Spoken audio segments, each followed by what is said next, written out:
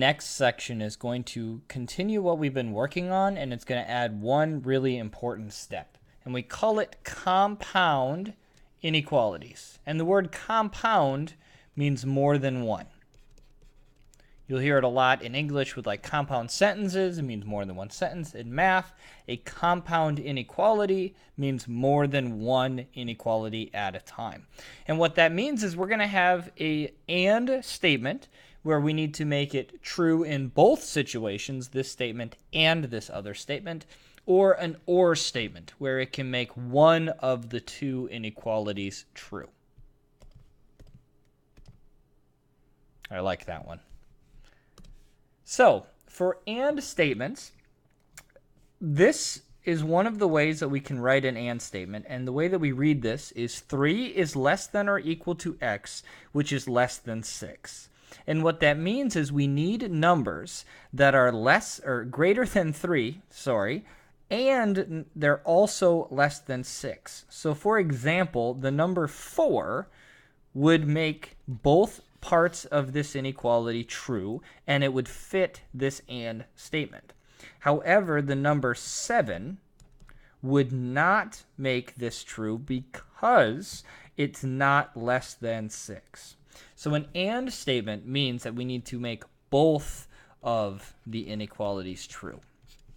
So and can also mean both. Graphing this is that we need to look at between the numbers 3 and 6. So at the number 3, we are going to make a closed circle. And at the number 6, we're going to make an open circle because there's no equal part down here. And in this case, we are going to shade bigger than this number, but smaller than this one, which means we're going to shade between the two numbers. So any number that's on this portion would make this and statement true. Or statements are kind of the opposite. So when we think of or, we really think of either or. So in this case, we have y is greater than 2. So any number that's greater than 2 would make this whole statement true. Or any number that's less than -4 will also make this whole statement true. Graphing an or statement is the opposite direction. So an inequality went towards the middle. An or statement will frequently fork out towards the outside. So I want to graph greater than 2. So this is an open circle. And we're going to graph greater than 2 this direction. And I want to graph less than or equal to -4. So it's going to go this direction. The only negative of an or statement is you're really basically doing two totally separate inequalities. The right side of an inequality and the left side of the inequality will frequently be separate solutions, whereas an and statement, you can usually solve them simultaneously. But that's the only new part that we're dealing with, and an or statements. So for the and statement here, there are two ways that we can write this. Now we can think of this as -12 is less than or equal to 4 plus 2x, and 4 plus 2x is less than -6. Because this middle portion is going to be included in both parts of the inequality. Now, you can do this, and you can solve this portion, and you can solve this portion and get the answer. But because that middle part is basically just the middle of an equation, we can solve both of these simultaneously by treating them as two separate equations at the same time. And what that means is in a normal equation, I'm going to subtract 4.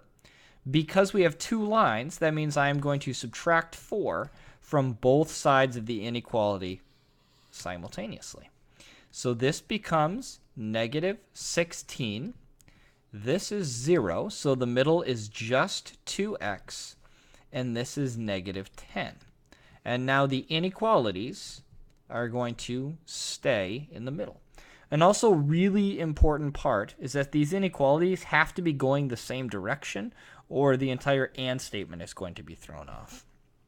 The final step here is we are going to be dividing everything by 2 to get negative 8 is less than 1x, which is less than negative 5. And an easy way to check if we haven't made a mistake up to this point is the number on the right way bigger than the number on the left if our inequalities are going this direction? And we notice that negative 8 is less than negative 5. If I ignored the middle, is that a true statement? Is an easy way to check if we've made a mistake up to this point, which this is a true statement, so I think we're ready to start our shading. I'm going to make an open circle at negative 8 and an open circle at negative 5, and we are going to shade between them for our answer.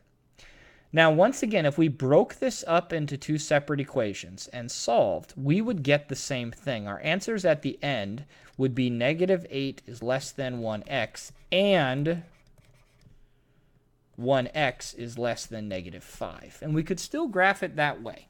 Most of the time on and statements, if you have the choice, you try to do both equations at the same time. Now, to do an or statement, we're actually going to have to just do two separate equations simultaneously, which is one of the things that makes an or statement a little bit trickier than an and statement. There isn't a good way to do both of these equations at the same time because the part that would be in the middle is not the same here. So we're going to solve the equation on the left first, just like it's a standalone inequality, which means I'm going to add 2 to both sides of this right away, and I get 3x is greater than negative 6. I'm going to divide everything by 3, and so I get 1x is greater than negative 2. And to shade that, I then make an open circle at 2, and I shade to the right. Which means I'm hoping for something over here that's then going to shade left. So let's see if it ends up working out the way that it should. So from here, I'm going to subtract 8 from both sides. And so I get negative 4x is greater than or equal to positive 16. I'm going to divide both sides by negative 4. And I'm hoping that you got a few siren bells going off right here because we are dividing by a negative, which means we have to flip the inequality sign. And so that means 1x is less than or equal to negative 4.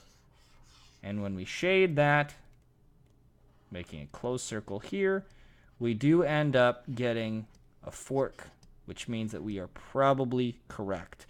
Now, we are going to be doing a class activity to show you how to check these answers because checking them by hand is pretty tedious and time consuming. So I will show you how to do that in the future. For now, if you have any questions, please let me know.